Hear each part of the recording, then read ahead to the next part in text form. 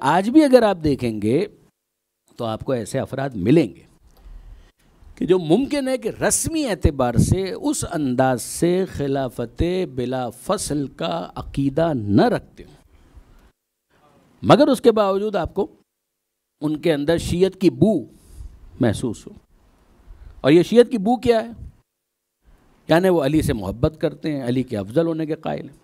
علامہ اقبال کا خود اپنے بارے میں تبصرہ ہے، جو ان کا کلام ہے چھپا ہوا، اس کے اندر موجود ہے کہ وہ کہتے ہیں کہ اقبال کون ہے؟ کہ ہے اس کی طبیعت میں تشیع بھی ذرا سا،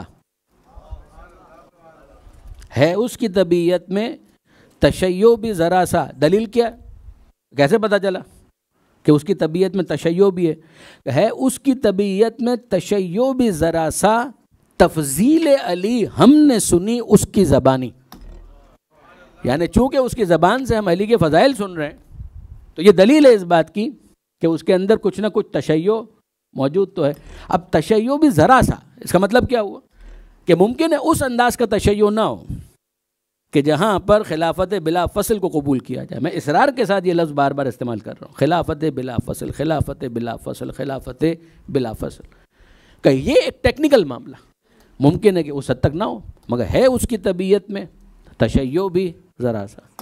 اب اس کے بعد ذرا اگر آپ نظر دوڑائیں تو آپ کو کتنے ہی ایسے افراد آج بھی ملیں گے کہ جو مولا کو چوتھا خلیفہ مانتے ہیں، مگر اس کے باوجود مولا سے عقیدت بھی رکھتے ہیں، مولا سے توسل بھی کرتے ہیں، اور مولا کے ذریعے سے خدا کی بارگاہ میں اپنی دعائیں بھی پیش کرتے ہیں، زیارتوں پر بھی جاتے ہیں۔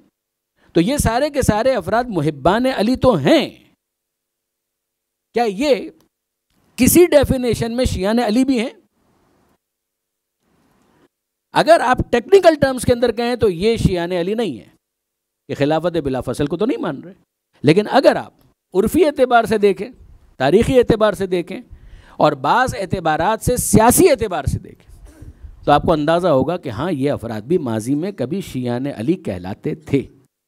وہ افراد کہ جنہوں نے چوتھی خلافت کے زمانے میں امیر المومنین کا اس حد تک ساتھ دیا کہ جو جنگیں لڑی گئیں اس میں وہ علی کے ساتھ، تو وہ اس زمانے کی حد تک سیاسی اعتبار سے علی کے شیعہ کہلائے۔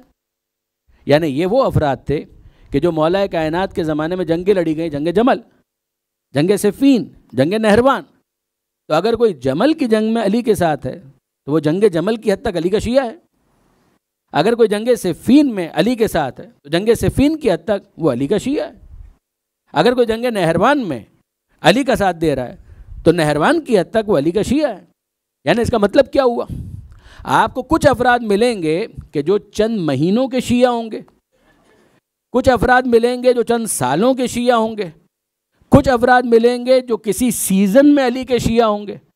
تو موسمی شیعہ بھی ملیں گے، سیزنل شیعہ بھی ملیں گے، فصلی شیعہ بھی ملیں گے، مگر یاد رکھیے گا ایک وہ قسم ہے کہ جس نے جب غدیر میں علی کا ساتھ دینے کا فیصلہ کیا تو اس دن سے لے کر آج تک اور آج سے لے کر قیامت تک وہ علی ہی کے ساتھ ہیں۔ یہ ہیں حقیقی شیعہ۔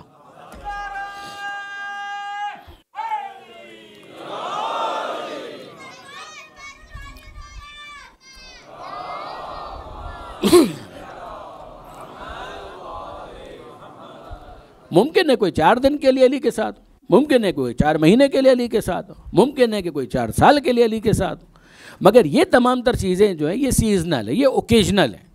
ہم سے اگر آپ پوچھیں تو ہمارا معاملہ یہ ہے کہ پیغمبر اکرم کے بعد ہر معاملے میں رہنمائی لینے کے لیے اگر کوئی ہمارا ریفرنس ہے، اگر کوئی محور ہے، کوئی مرکز ہے، کوئی فوکس ہے، کوئی فوکل پرسن ہے کہ جس کو ہم آفیشیل اسپوکس پرسن سمجھتے ہیں تو وہ امیر المومنین۔ اب اس کے بعد اگر آپ کہیں قرآن کی تفسیر کا ہم علی سے لیں گے، کا حدیث کی تفصیلات کا وہ ہم علی سے لیں گے، آپ کچھ بھی کہیں تو ہمارا پہلا سوال یہ ہوگا اس معاملے میں پیغمبر کے بعد علی نے کیا کہا۔ یہ وہ سوال ہے کہ جو اس انسان کی شیعت کے اوپر دلالت کرتا ہے کہ یہ علی کا شیعہ ہے، یعنی 6 معنی دار کہ علی حکومت میں ہو، حکومت میں نہ ہو، اگر حکومت میں ہو تو بھی یہ علی کے ساتھ، حکومت میں نہ ہو تو بھی یہ علی کے ساتھ ہیں۔ یہ تاج اور تخت دیکھ کر علی کی شیعت قبول نہیں کرتے، حق دیکھ کر علی کی شیعت قبول کرتے۔